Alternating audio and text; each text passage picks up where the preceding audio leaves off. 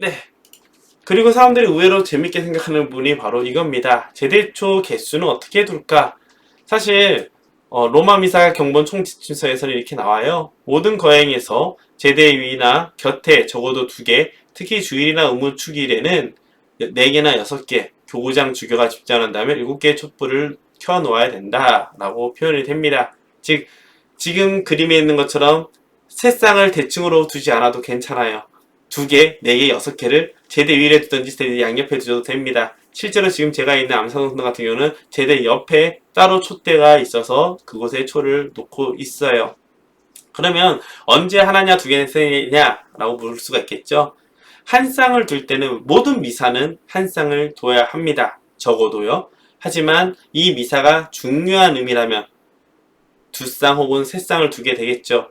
그 중요한 의미는 이미 전례력을 규정을 하면서 정리가 되어 있습니다. 전례준영, 밑에 보이는 것처럼 전례준영과 전례력에 관한 일반 규정 59항이 이렇게 나와요.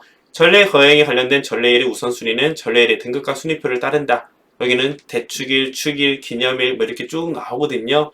그래서 우리나라는 1등급, 2등급, 3등급에 맞춰서 1등급일 땐 3쌍, 2등급일 땐 2쌍, 3등급일 때는 1쌍을 두게 됩니다. 그래서 1등급은 누가 봐도 대축일이에요. 파스카 성삼일 중요한 날이죠. 주님 성탄 공연 승천 성령날림 예수님과 관련된 날이 다 그렇다고 보시면 되겠고요. 대림사순 부활 시기의 주일 제일수일도 3쌍을 둔다고 합니다. 그리고 성주간 월요일부터 목요일까지의 평일 그리고 부활 8일 축제 주님과 마리아 성인 대축일 지역 고유 대축일에는 3쌍을 두게 됩니다.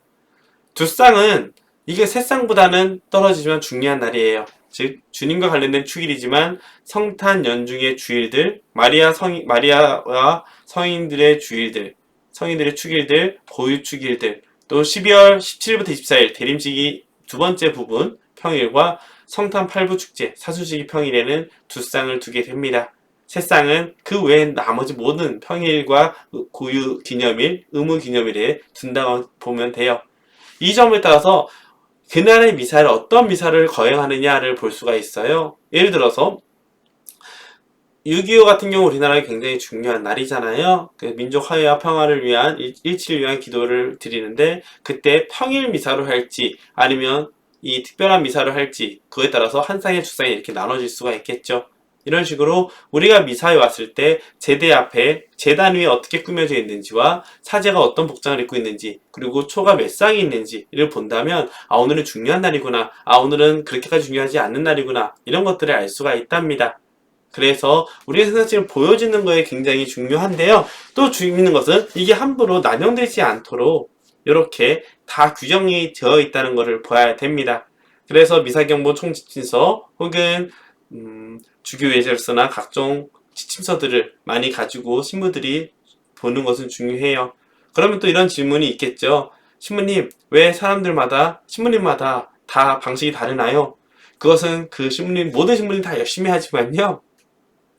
그 전례 규정이 바뀌거나 그런 것에 대해서 스스로 많이 찾아서 하는 경우와 아니면 예전에 늘 해왔던 방식 중심으로 하는 경우도 나눠지고요. 또 신자들이 혼란이 가질 수 있을까봐 늘 하던 대로 하게끔 하는 경우도 있거든요. 이런 차이들이 계속 생기면서 하는 건데요.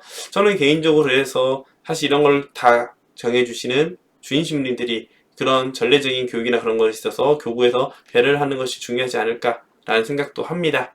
아무튼 이렇게 전례적 개수를 봐도 우리 오늘이 어떤 날인지 전례 의미를 보다 생각해 볼 수 있다는 거 참고해 주시면 좋을 것 같습니다.